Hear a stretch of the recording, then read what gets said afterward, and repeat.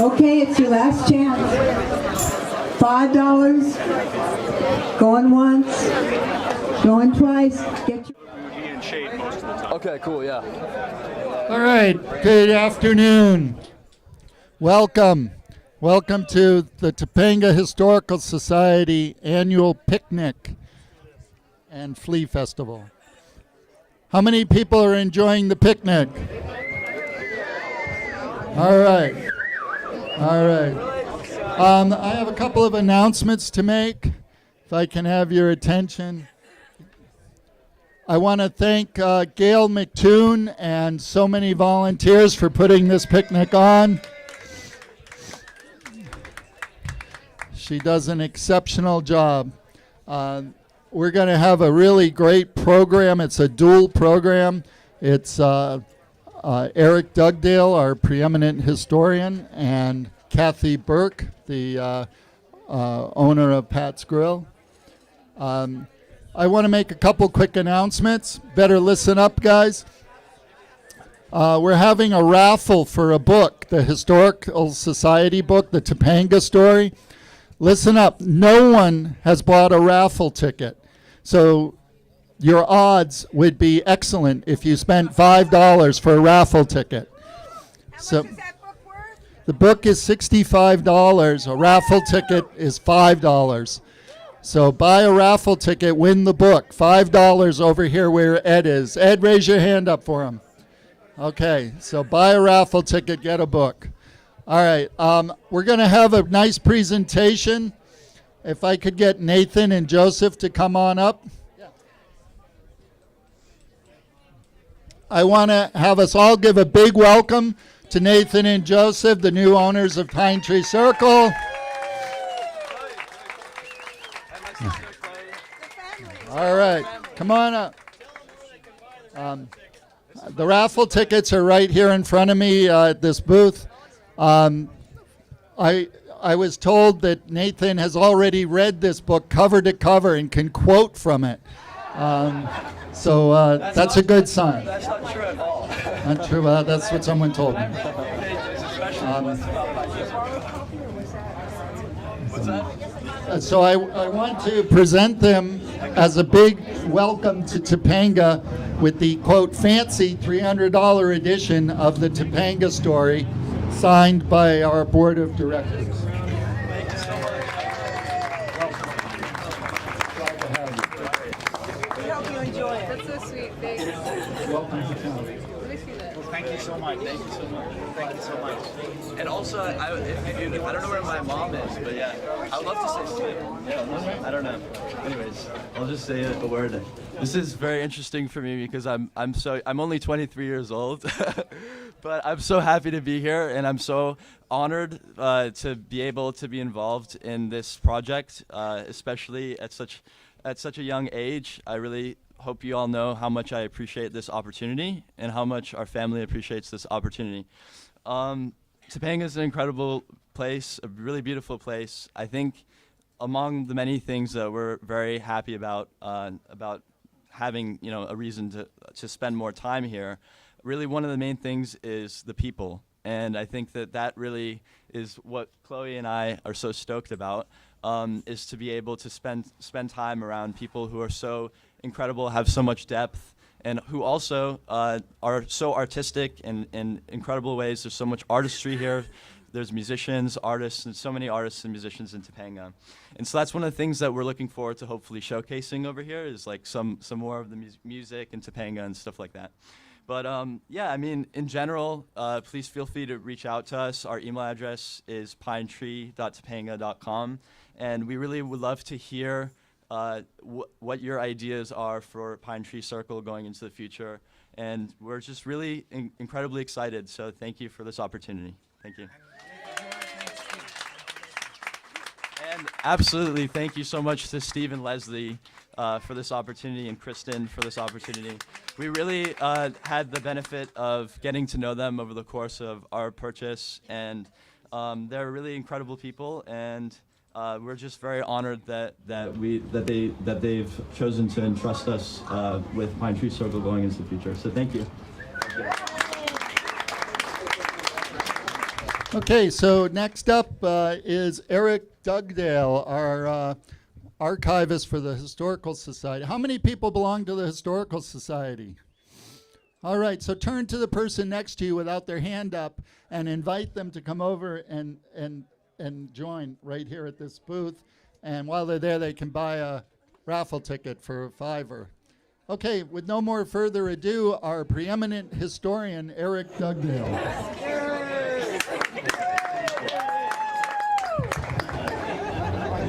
Hello. Sorry about that. Those of you who've been to my other talks know that I always begin it with a little salute to our Queen, Queen Califia, for which our state was named.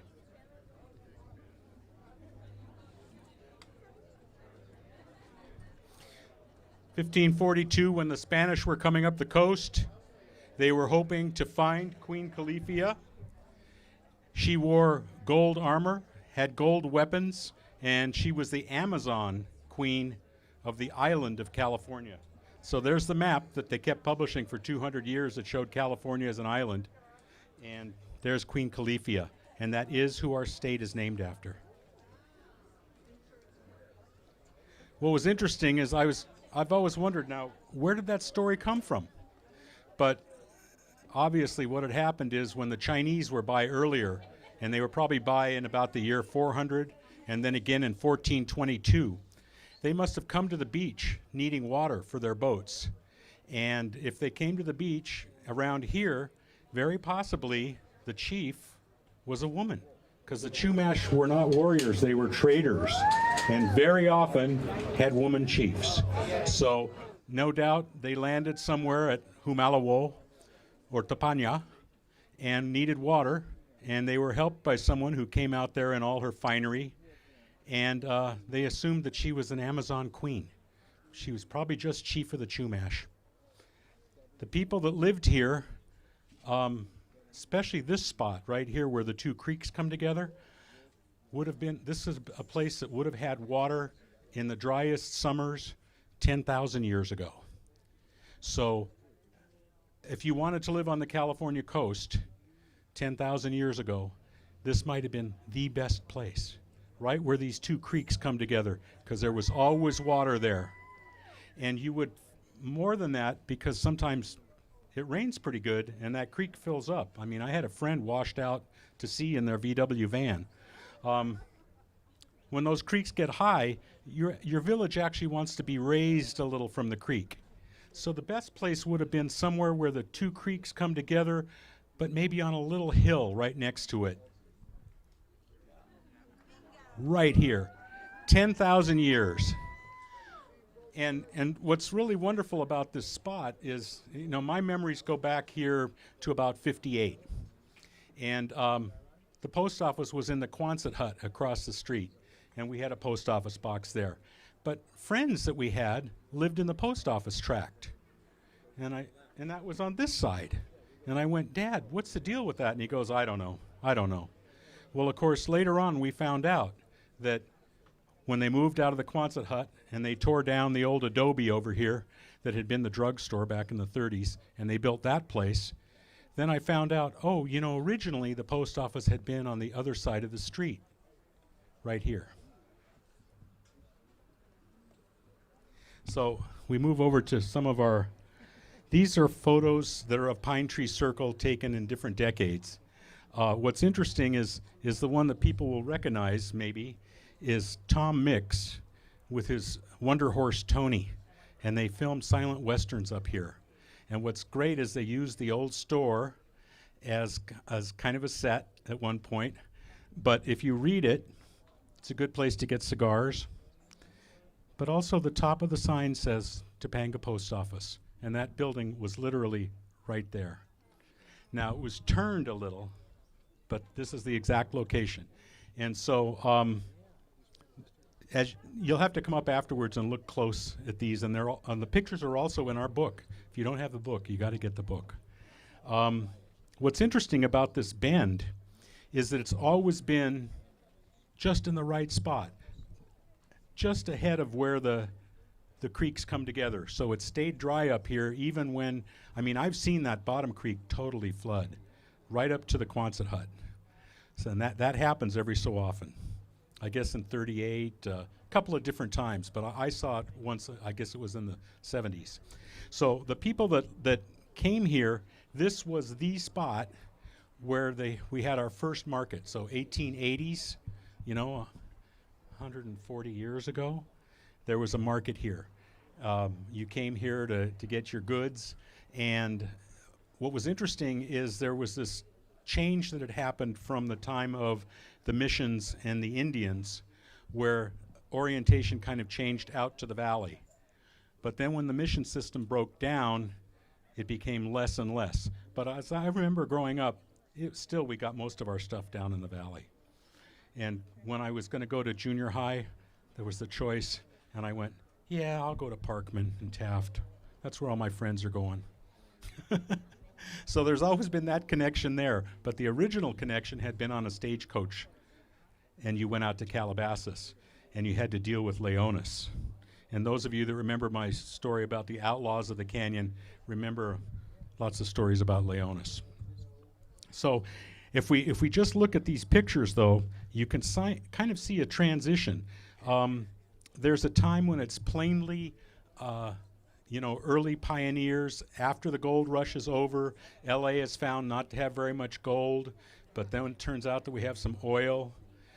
People up in the canyon more and more were artistic, wanted to be separate from the city, might still do business in the city, but it became a real place where people could live and have a level of freedom that you couldn't have in the city.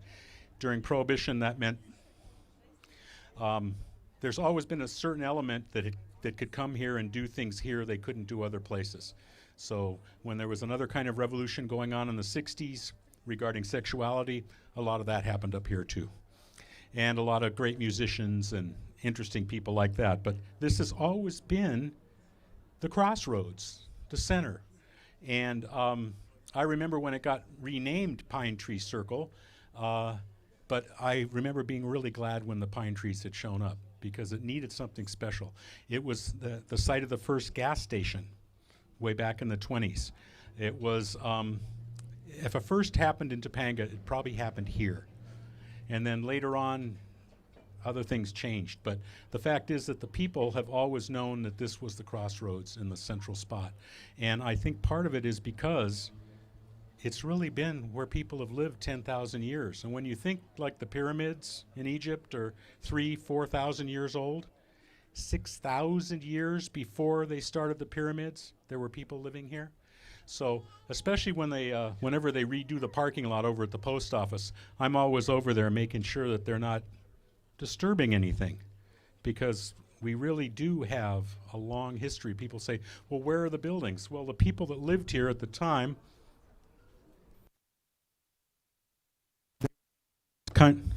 hello. Sorry. They were living in these kind of houses, which are very nice and ecological, and they disappear back into the earth. They don't build big stone. They don't big stone edifices because they don't need them. This place is a cathedral in itself. It's a beautiful place, and the people that lived here had a different perception of ownership.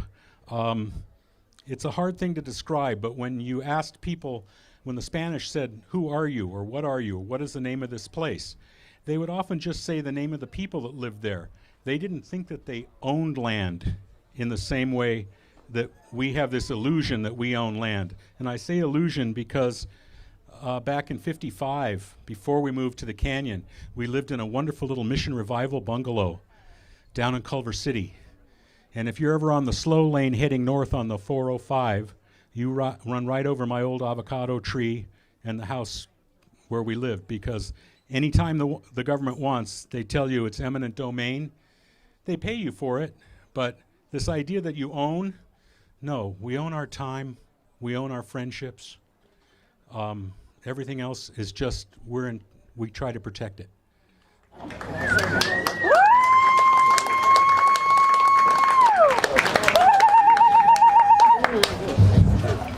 So I think I touched on almost everything. Any of you that like these photos, they're in our book. If you have any specific questions about any of them, I'm around. And the Historical Society. And before we're done, if those of you who haven't gone upstairs to see all the signs, because the signs are great. When we put those together, and we've got someone up there who'll tell you all about them. I just brought the one down here which shows the outside in, because that was still there in 1960 when I was a kid. It was closed, but I was going, really, the outside in? But back in the 20s, even the 30s, if you wanted to buy a cigar or rent a tent, that was the place. So it's good to see all these Topangas here. And please go upstairs and have a look at our signs.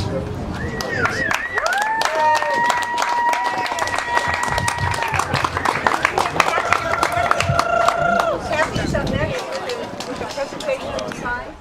Kathy has a very special presentation for us. I've missed all of you. It's been 3 years. It's been 3 years since we lost Pat. But his spirit lives on. His signs live on. And the way they're displayed in the Historical Society are spectacular. When I was invited out here, well, the invitation reached me through a friend who happened... The invitation reached me through a friend who happened to find it on the Nextdoor app. Nobody reached out to me. Everybody thought I'd moved away or whatever. But my friend told me, and I came up here, and I was very warmly welcomed back. When I saw the signs and how they were hung, it moved me to tears, as it did today when I walked in again. After I left, after that first presentation, I've got everything in storage. Don't worry. Paintings, surfboards, CDs, everything's still saved. When I paid my storage, I went into the unit itself, and I found 2 more items that I want to donate in Pat's name to the Historical Society.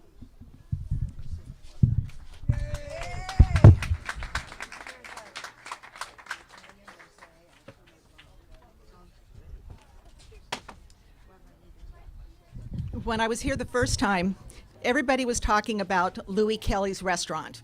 Where was it? What was it? All the typical questions you would expect. Well, this is quite possibly the last remaining menu from Louis Kelly's restaurant, which was called Later Larder Louis. I don't know exactly where it was located, but this is so old that coffee was 15 cents a cup. And it's printed front to back. Also, what I found, some of you may possibly recognize this. This was our first menu when Pat's special was $2.95 for 2 eggs, toast, potatoes, coffee included on the weekdays till noon. Thank you so much. And one last item.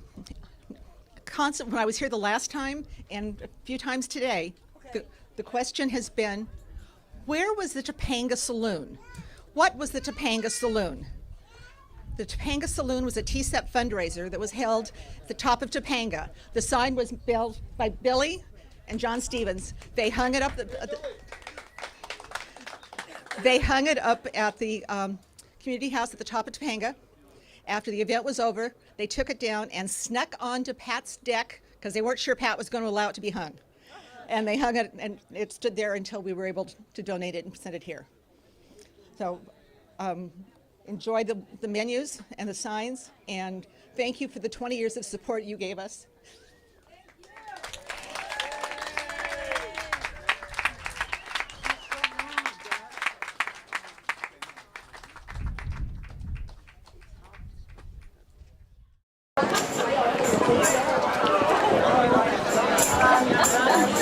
Okay, it's your last chance. $5. Going once. Going twice. Get your money in. Raffle's almost over.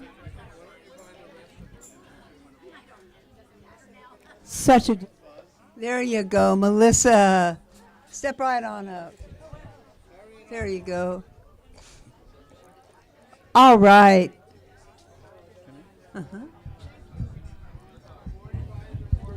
All right, there's only a few raffle tickets been sold. Two more people just stepped up. Still a great deal.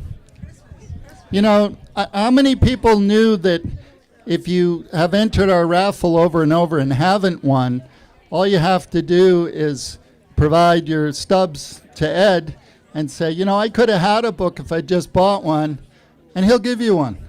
So you can't lose. The worst thing that happens to you is you paid for a book. That's the worst case. But most people end up winning a book before they ever get there. So it's a great deal. And it's a good way to support Topanga and the history of your canyon. I want to thank Wes for videoing. I want to thank Ed for doing membership, and Ann Christine. I want to thank Todd Kluwer, who's upstairs in the office, babysitting the history and interpreting. Eric Dugdale for giving a wonderful presentation. I want to thank Bill Burke for helping with a lot of the logistics for setting up. I want to thank Joe Sloan for helping. I want to thank Joy Kluwer for helping. Who else do I want to thank? Ann Christine and Bill Berge both have a big orange pumpkin. They're going to come around to collect donations to free our cause. Okay. The big orange pumpkin. There is an orange pumpkin circulating in the audience to help us defray the costs of putting on our program for you. Please, please reach into your pocket and help the orange pumpkin. Two pumpkins, either pumpkin. Give to both pumpkins. Please reach into your hearts and your wallets and help us be able to support this. We're 100% supported by your donations.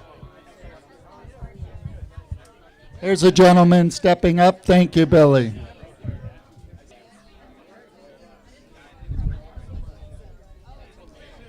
I have an interesting fact to share with you. Only people who buy raffle tickets will be able to win the book. You know, everybody went out and bought the Mega Millions, and you had 1 in 302 million chances of winning. And funny, none of us won. But here it's a tiny number, and your odds of winning are very real. And you'll probably, the book will help you. You won the $1 billion, probably ruin your life. So.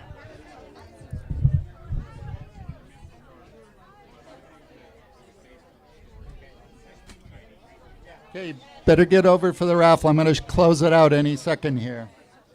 All right, we have a winner. Thank you, Rabbi. Ticket is 310702. There is a name on it. Elaine Hansen. You're a winner. All right.